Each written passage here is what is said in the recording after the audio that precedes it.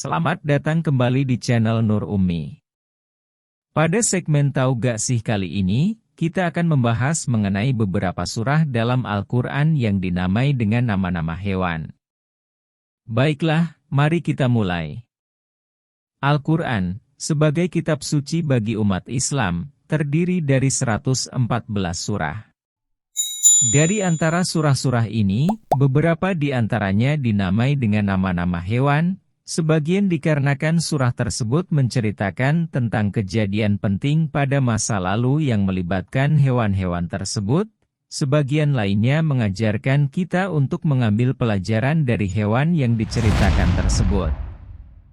Pertama, kita memiliki surah Al-Baqarah, yang artinya sapi betina.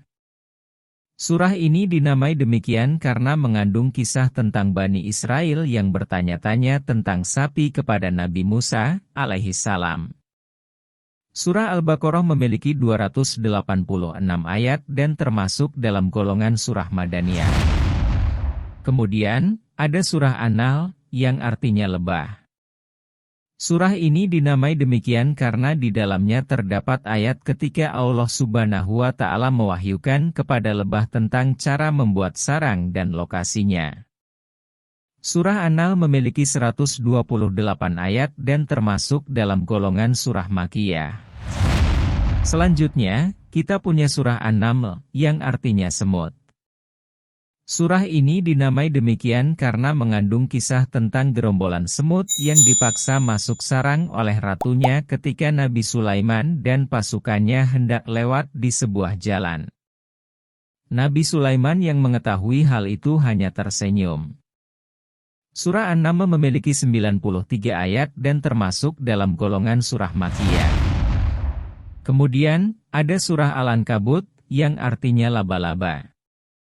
Surah ini dinamai demikian karena di dalamnya terdapat ayat yang mengungkapkan perumpamaan para penyembah berhala dengan laba-laba yang terlalu percaya pada kekuatan sarangnya. Surah Al-Ankabut memiliki 69 ayat dan termasuk dalam golongan surah Makkiyah. Dan akhirnya, ada surah Al-Fil, yang artinya gajah. Surah ini dinamai demikian karena kalimat terakhir dalam ayat pertamanya adalah Al-Fil.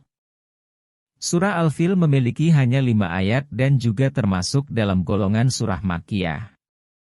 Demikianlah beberapa nama surah dalam Al-Quran yang dinamai dengan nama hewan. Semoga sebagai hamba yang berakal budi, kita dapat mengambil ibroh atau pelajaran dari masing-masing nama dan kandungan surah di atas, dan menjadikannya pegangan dalam menjalani kehidupan di dunia ini. Sampai bertemu di video berikutnya dari channel Nur Ummi. Wassalamualaikum warahmatullahi wabarakatuh.